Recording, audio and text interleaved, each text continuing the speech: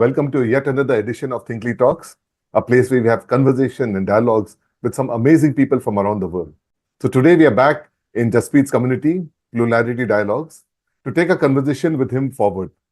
So Jaspreet, a very warm welcome to you and great to have you back here. Hey, thanks, Vivek. Good to be back after a week, and thanks to everyone who's joined. Right.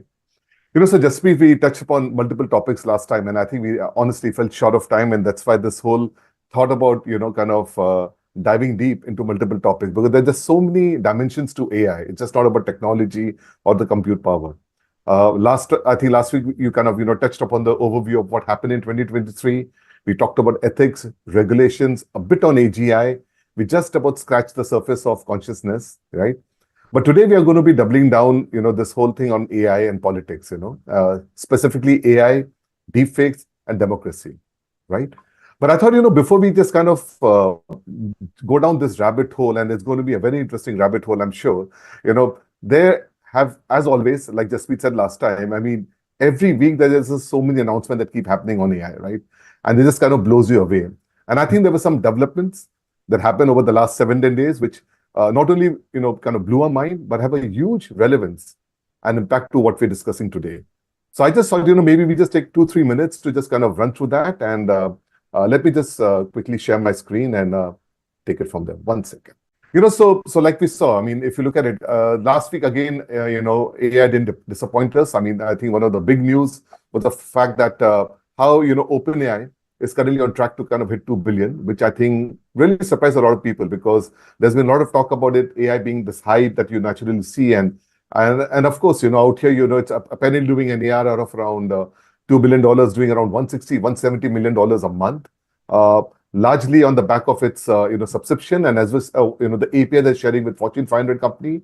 So I think that was interesting, Jaspreet. And I think the other thing which really, I think, blew the socks off people was when he talked about seeking trillions of dollars, so, to kind of reshape, the business of chips and AI, because apparently he just believed that there's such a scarcity of chips right now, the compute power that's required, right? And, so Wall Street Journal reported $7 trillion is what, Sam Altman was looking for. Of course, there were a lot of memes around it. Some people said that this is possibly the TAM. This is where he's kind of got it wrong. And, Jaspreet, some thoughts on this? Sure. There are 3 numbers actually here, which are very interesting. And 2 of them you have put here, Vivek. So this was about 10-12 days back. So one is, that track to hit $2 billion, which frankly doesn't surprise me. Actually, 4 numbers. And these $2 billion come from another number which was divulged, which was 180 million now regular subscribers to ChatGPT. And over and above that, there's the enterprise revenue is getting via Microsoft Copilot and other products, as well as their own enterprise offerings. The other number, before I come to the big one, it was the number of 86 billion, I think, which is now the valuation of OpenAI with the employee stock, stock sale, which is again a massive number. And then obviously all those numbers paled in comparison to the 7 trillion number, which, I just admire the sheer audacity of it. I don't actually, to reshape the entire chip ecosystem would take, I think, $1 trillion or so is enough for that. Yeah. So it'll be interesting to figure out where he's come up with this number, but it's an audacious number. Absolutely. In fact, Masa of SoftBank is in the market raising $100 billion, to kind of, I think SoftBank is putting in $30 billion towards that, and $70 billion, I think, from the sovereign funds of Middle East. But then again, I mean, it's honestly, really a tea party compared to what, apparently Sam Altman has talked about. Sorry, you were saying something. No. I'm just saying that actually, I don't think there is any funder in this world who can even pony up $500 billion. I mean, even if you look at the Middle Eastern, I mean, if you look at the largest sovereign fund ever, which is, I think, one of the Scandinavian countries, it's about $1 trillion or so. And that's huge. And that's all of their money. So, all of it, right. And then, sorry, go ahead. No. So I have no idea Yeah, yeah. This money will come from. And I think just to put this in context, we're talking about the global GDP is around 100 trillion. So, so Yeah. 7 trillion is what he's talking about. So anyway, so we'll have to see how it comes up. But, Sam Altman being Sam Altman, kind of came up with this tweet a few days back, and he says, Yeah. beep, beep, why not 8? So, I mean, he didn't kind of acknowledge it. He didn't kind of deny it, but, just his typical humor. Just tweet. I think that's so typical of Elon and Sam nowadays, right? Yeah, Sam is Altman is Sam is the new Elon. Okay. Altman is the new Musk. But the interesting part was that this why not 8 tweet Mhm. came a Mhm. few hours after Sora was launched, which I guess we Absolutely. will talk about.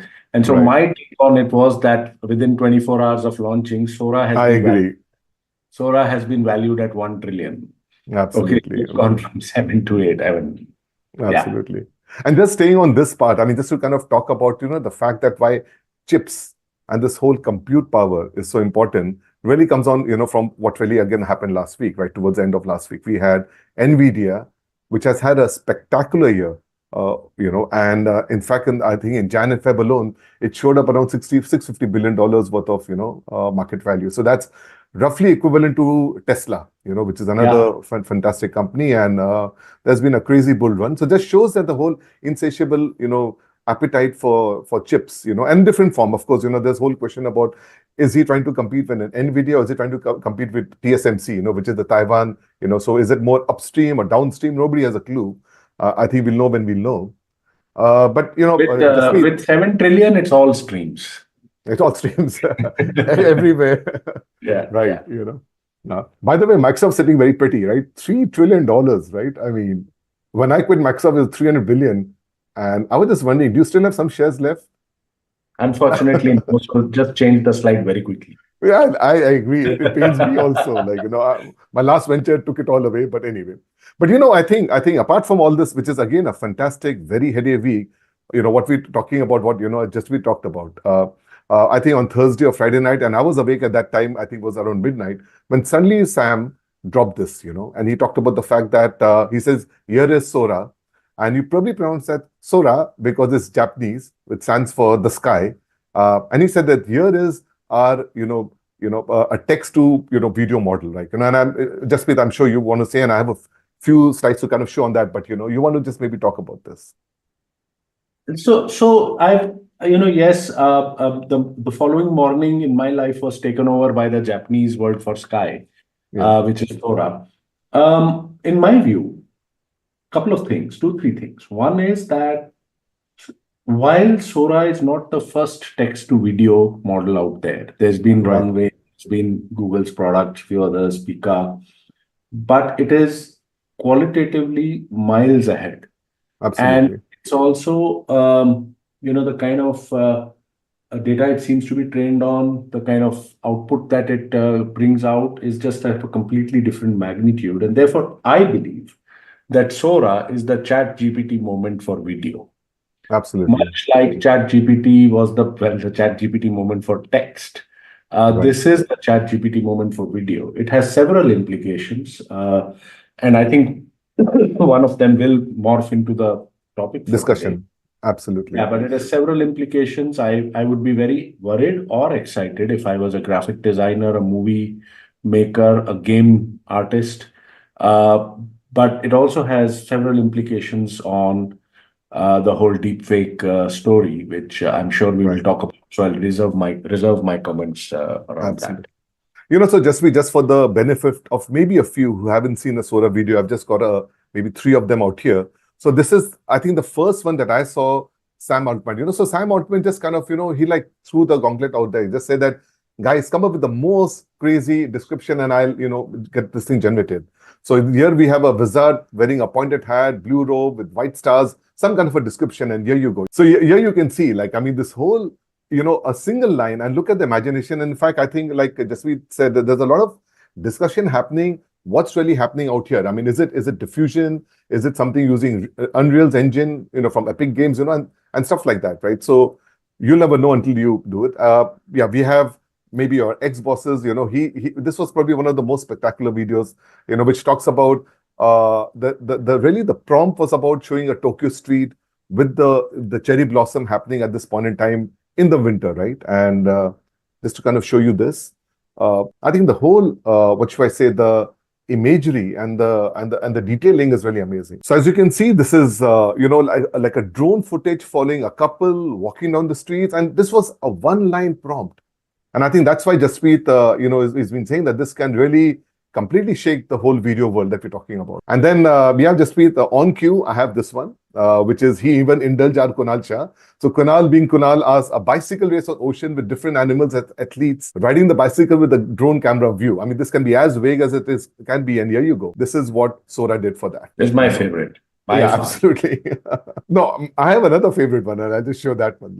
So these are, of course, dolphins. Look, we can actually go through videos and videos. Maybe we should move to elections and deepfakes. Absolutely.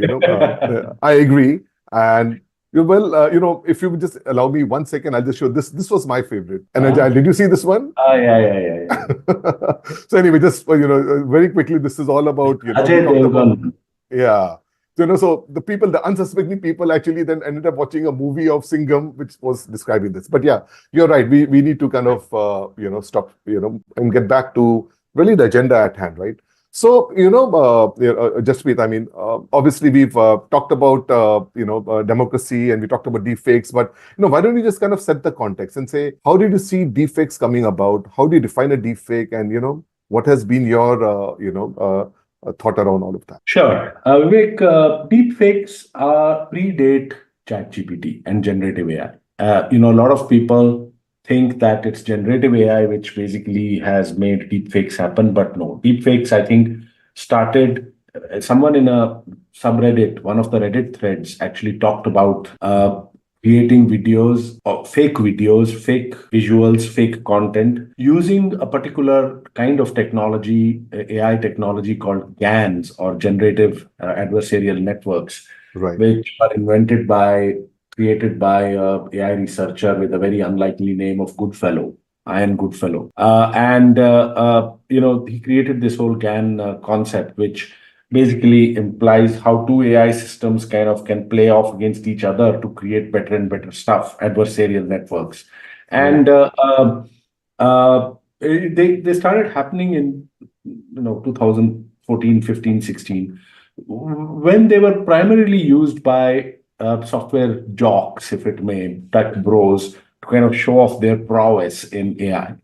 But then, obviously bad actors kind of discovered that there could be a lot of stuff which could be done with these. And since then, a lot of these fake videos have been made where someone's real face, a real person's face or body is transposed on someone else, and, some other body or face. And so, you think it's the Pope, or it's Britney Spears, or whoever. 96% of the videos until recently, deepfakes, were unfortunately used for pornography. And that's what was the biggest use case of deepfakes until recently. But then as more and more politicians got into using technology, social media and others, again, the bad actors there discovered that they could use this very effectively to make people say stuff, do stuff, prominent leaders say stuff, do stuff which they hadn't, and therefore completely set or change the narrative or the discourse. And a lot of elections are won and fought not only on issues, but on actual sentiment and narrative. And that started getting used.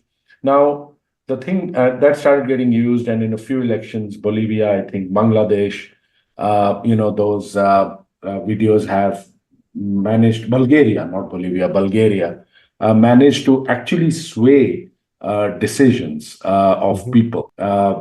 And so there's a big, huge worry that these GAN-based fake videos will be weaponized into 2024. And we'll talk about 2024 perhaps in a later question. To destroy elections, which are the bulwark of democracy, and therefore deepfakes subverting democracy is the big issue of 2024. Great. So Jaspreet, last time, and I think some reaction that comes from people saying that why is this such a big deal? I mean, the deepfakes, now everything gets morphed, and we are living in this world, right? And I think a question that I posed to you, which I'll just repeat for the benefit of those who went there, was that, really what I was asking Jaspreet is that, if you think of it, I mean, democracy is really something that has been an output of is really the outcome of technology, because Yeah. democracy is all about dialogues. And it's only in today's world where you have newspapers, radio and television, and now social media, that you can have the dialogue with your stakeholders, right? And if you take away the dialogue, you probably can't have democracy. And that's probably the reason why democracies flourished over the last 200 years. And it didn't really exist before that, right? And really, my question to him was that with the deepfakes and all, are we looking at as an existential threat to democracy? Because when you can't trust what you are looking at and what you're speaking, the dialogue breaks down, the trust breaks down. And this, which is why really it's a big deal. I mean, with 2024, I think, so just be really in that context, how would Yeah, you want to yeah. answer? So it's in a bit of perfect storm which has happened in 2024, and there are three elements which are creating that perfect storm. Okay, one is deepfakes themselves and the maturing of deepfakes, if it may. The second is generative AI, and especially now Sora. Yeah, And the third is the fact that half the world and most of the democratic world is going into elections this year, yeah. including obviously India, the largest democracy, US, the oldest democracy, UK, Indonesia, very large democracy. Now, you're absolutely right, Vivek, that democracy started with dialogue. And it started in the city-state of Athens, Yeah. where people could stand up and on the public square talk about stuff, and they were citizens, and the whole thing started. And then obviously, as media grew, you could kind of do that on a much larger scale and on country basis, and that's how. So Mhm. democracy and dialogue are inextricably linked to each other. And what these three things, so while there are elections happening, what deepfakes and generative AI threaten to do, therefore, uh, is to weaponize deepfakes and change these narratives to what some malevolent actors would like. Generative AI, as I said earlier, is not the reason for deepfakes, but what generative AI will do is that Mm. it helps making deepfakes much more faster, at scale, cheaper. And so while Right. earlier it required specialized skills of people knowing generative adversarial networks, now you and me can create a deepfake. But there's a fourth element, and so there's generative AI, which is creating deepfakes at scale. There's the maturity of deepfakes themselves. There are these elections happening, and then there's a fourth thing, Vivek, which does not get talked about, which is the absolute ubiquitous spread of social media. Yeah. And you and me, if we were to become bad guys, sitting in a corner developing a deep fake which shows a leader doing something bad is very satisfactory for us, but is useless, because if there's no distribution, if you can't spread it, Hmm. it's powerless. But it's social media, which at the click of a button can spread it to millions and millions of people. And so all of these things coming together, 2020, if 2023 was the year of excitement of generative AI and AI, therefore 2024 is the year which it will be tested. And, there's a lot of pessimism around the fact that Yeah. democracy will be under real threat. Just to complete, there are, it's not new. I mean, there was Cambridge Analytica in 2016, Right. almost 7 years back, and it managed to influence Brexit as well as the US elections. Compared to the technologies now, Cambridge Analytica was kindergarten stuff. Right. And so if that could influence those two big, huge decisions, imagine what can happen now. And this takes me to a question, and I think linking it to what Jinal and really Angela are asking right now is that how can you really? I mean, the genie is out of the bottle. I mean, we have a problem at hand, and now the question is, what measures are there? Any measures that can now be taken Yes. to detect Yes. the spread of deep fakes? I mean, I think there's a great example of X in some ways, in a positive way and then in a negative way. And similarly, what can be done in terms of education or media literacy and the regulatory framework? I mean, three-pronged, layers to that. So, yeah. Yes, so you're absolutely so the answer, fortunately, is yes. Hmm. But a huge amount of will is required. Okay. And a huge amount of intention that doing something like this is more important than making money is Right, required. Okay. right. So the three things, you said three things, and it's a trifecta. One is technology itself. Okay, and there are technologies which can detect deepfakes, and those will be, and there are technologies which can be used to fingerprint deepfakes like watermarking, etc. And so, there is technology itself which can counter bad technology. But case in point, virus, antivirus. But then that this is like a continuous arms race, and therefore, if someone creates a technology to detect deepfakes, someone else will create a technology which will bypass that. And so technology itself is not enough, but Right. certainly it's one. The second is regulation, as you said. And regulation is difficult, but I think right now we are in a bit of an emergency situation. And my view is that if all governments recognize that, forget about regulating all of AI, let's start with regulating little pieces of it, like deepfakes. Okay, and deepfakes are bad, and so we need to. I think the immediate thing is to regulate not as much the creation but the spread. Okay, because creation is more difficult to figure out where it happened, but the spread is 3 or 4 or 5 large networks, frankly, and they have enough profit margins, enough money, okay, to put in a huge amount of resources if there's a will or if there's regulatory pressure, okay, to make that happen and reduce the amount by several scales. So that's number two. And yes, you will need to regulate the source also, which is creation. But I think immediately the first thing I would do if I was like this super regulator would be to regulate the spread and the distribution. And the third and finally is, as you said, is the only long-term answer is education, okay, and awareness. And we've done that before. We've done that with the tobacco, for example. Right. Okay, and it was harmful, and just purely through education and societal movement that got reduced. We've done that with a few others. Traffic, otherwise cars can be big killers, but we've kind of regulated it, okay, by setting Right. standards. And so, in fact, in schools, certain schools in Scandinavia, primary schools, children are being taught to detect deepfakes in their third, fourth, fifth grade. And we will have to do that at a country level, at a society level, at a school, colony level, at a school level, okay, at a corporation level, where if there are policies against sexual harassment or against financial embezzlement, you can even have education and policies and trainings around that. So the trifecta of regulation, education, and technology, all three need to happen, but they need to happen now, and there needs to be a huge political and societal will behind it. Right. I mean, it's all hands on deck kind of a moment right now, if you're Absolutely. looking at this. Yeah. But the problem is that some governments might want deepfake. Correct. I mean, we've talked about election interference, and that leads to a big issue. Yeah, and the problem with deepfakes, it's not only about seeing whether this is fake or not. Something which is real can also be claimed to be a fake. Absolutely. Yeah. And that complicates the This kind matters. of, yeah. Absolutely. It's a very, very nuanced ethical issue. I mean, just to think about it and to get your head around it is really crazy. But, in fact, the other challenge that you talked about regulation, isn't, let's say, for example, you talked about car manufacturers. Now, great. I mean, obviously they need to come with seat belts, they need to come with, airbags and stuff like that, right? And you have a law in place. Similarly, when you talk about something very dangerous, which is like the nuclear bomb, the whole proliferation, because the nation state kind of come in, you still have some of the countries which don't comply, but it's still reasonably limited.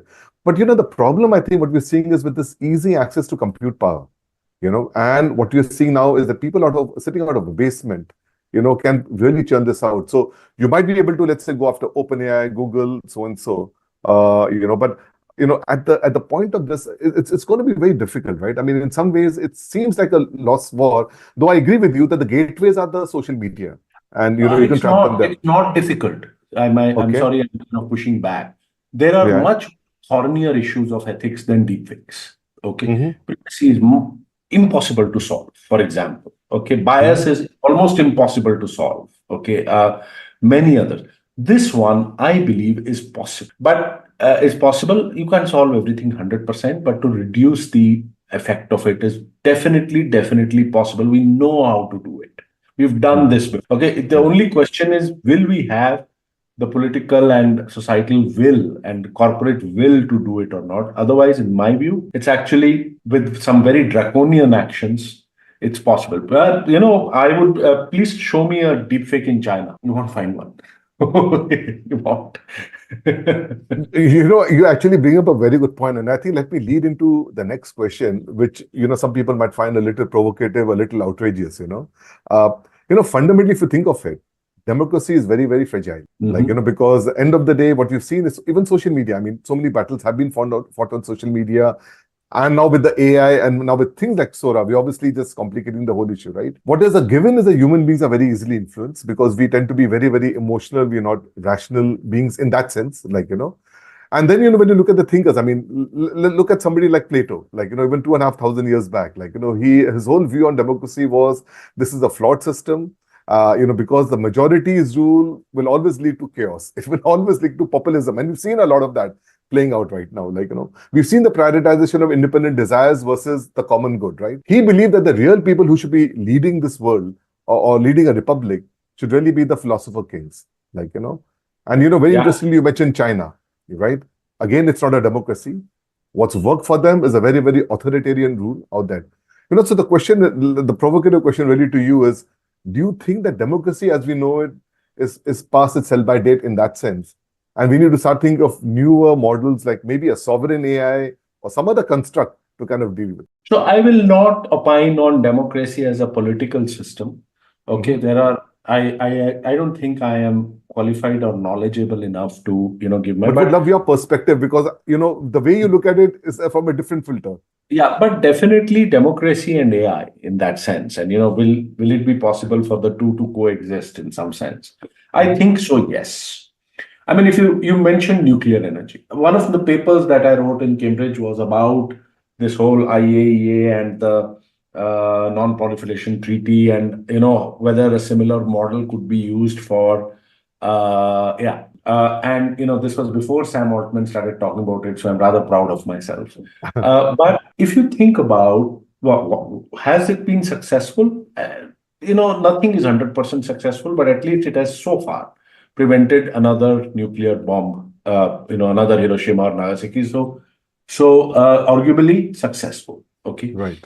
Was it unfair? Was it totally fair? No. Okay. The non-proliferation treaty rewarded the winners of the World War II. Okay. And even till today, we are kind of, saying India should have been a part, Brazil, A, B, C, etc. And we are not happy. Not fair. Right. Was it done by dictatorships? No. Okay.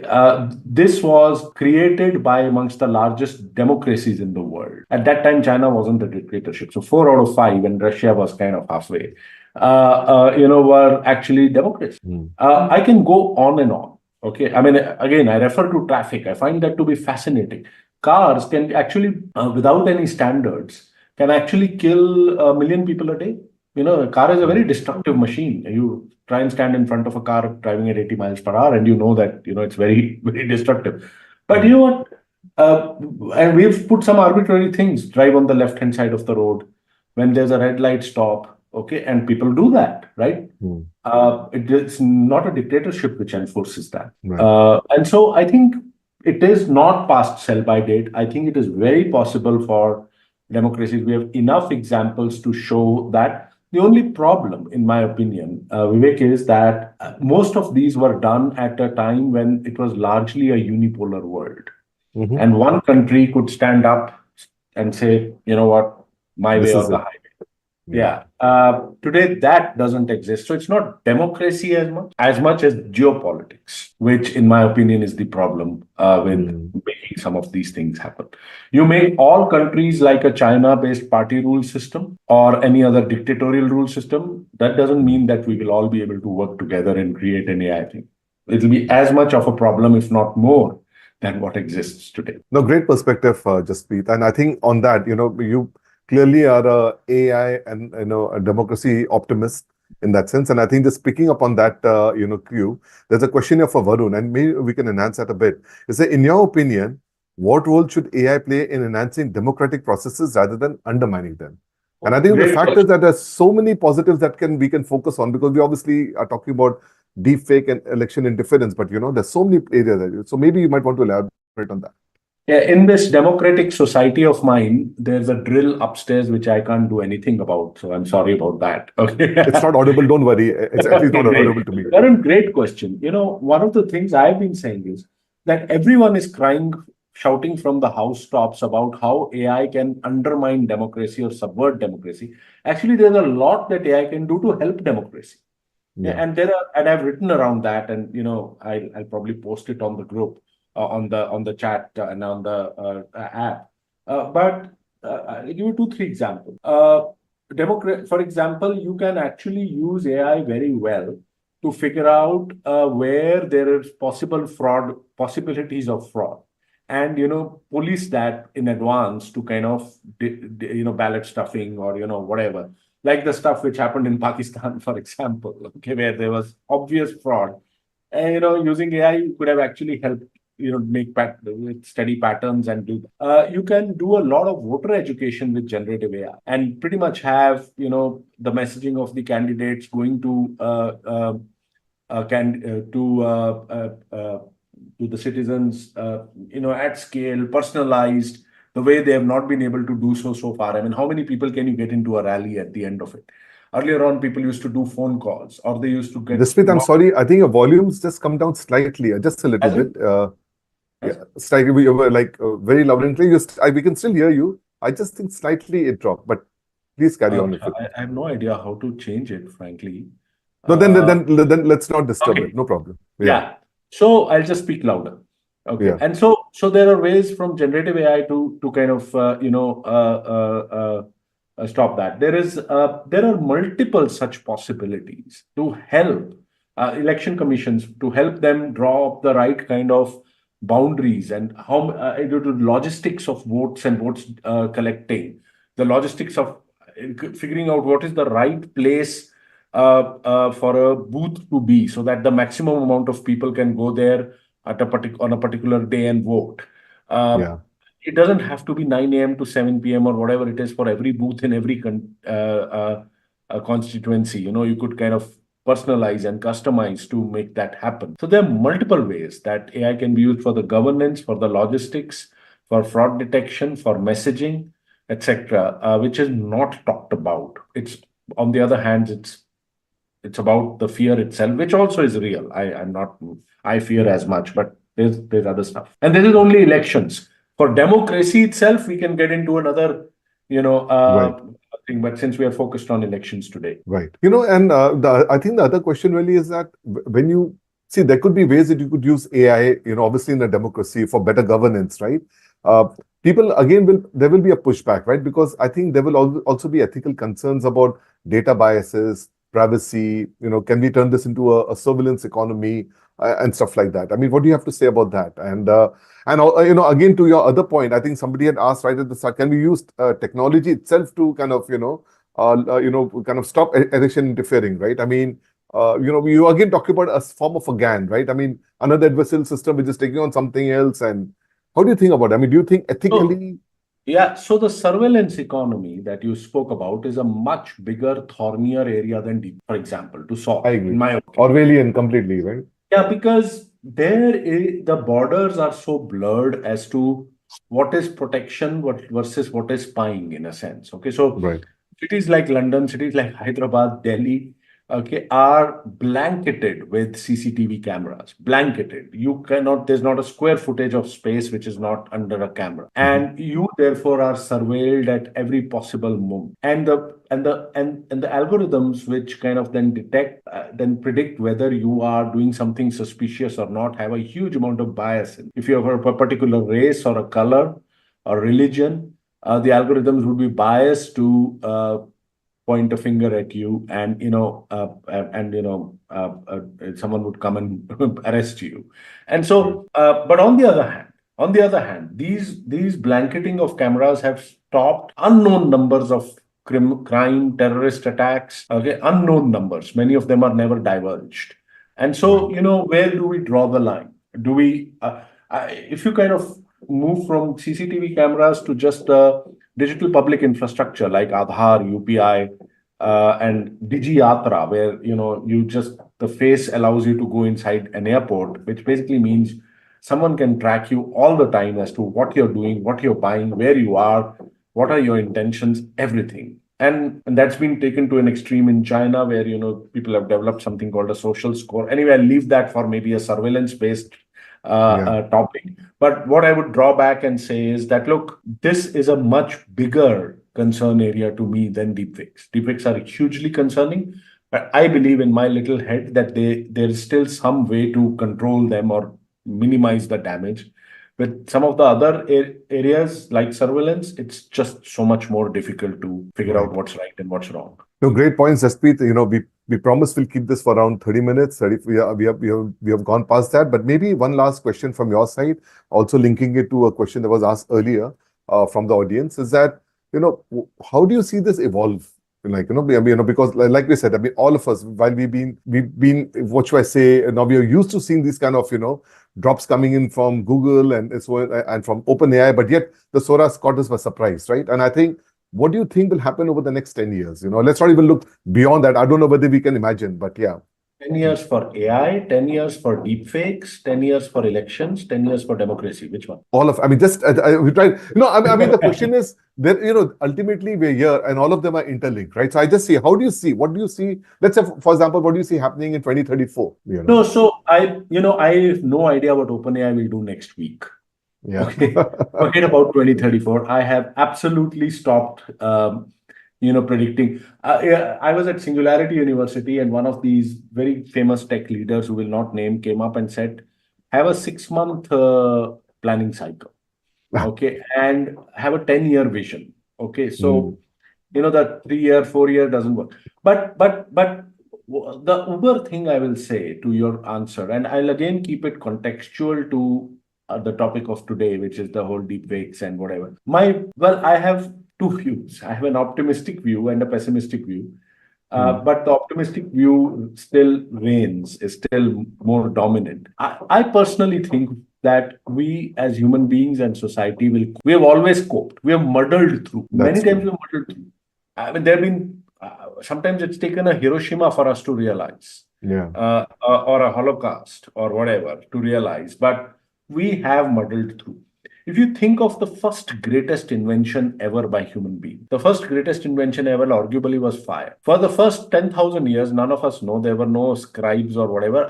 But I can assure you that people used to think of it as the most dangerous technology ever created because you could not control fire. It would just, it would just kill you, and it was horrific death, and whatever. But we not only lived with it, but we also managed to control it and use it. The same thing with electricity. Electricity is super dangerous, massively dangerous. Okay. And then you can go on to nuclear energy. Actually, if you go back and see every technology that mankind has invented, big general purpose technology, almost every one of them has had a very dangerous side to it. And sometimes the dangerous side is first seen. Even the Gutenberg press had a very dangerous side. The church didn't like it at all because it kind of proliferated, and they were not the sole controller of messages. And so every tech has that, but we have coped. We have muddled through. And I think the same will happen here. So in 2034, we would still be worrying, Vivek. You would still be asking me, what are we going to die tomorrow because of all of this? Okay. And we would still be excited by the Sora, which kind of comes out at that time. But we'll muddle. Wonderful, Jaspreet. As always, it was fantastic talking to you and really getting a perspective, and it's great to hear, somebody, like you who's actually researched so much and still has come out as an optimist, because when you look at other speakers, I mean, they're really doomsday what should I say, predicting, a catastrophe that's, imminent. But it's great to, kind of hear the positive view of. Catastrophes get more likes on Twitter. X There you go. The social Instagram. media, the matrix is, controlling us out there. Yeah. No, but wonderful. And I think, look forward to having you back next week. I believe it won't be a Monday since you'll be traveling. So we'll share the date and the time soon on that. Yeah. And, like we can't predict what OpenAI is going to do next week, we will have to live with the flow of how. And so, look forward to talk again next week. It might not be a Monday. No. All right. Wonderful. Have a great day ahead. Yeah. Thank you Thank you very so much. much.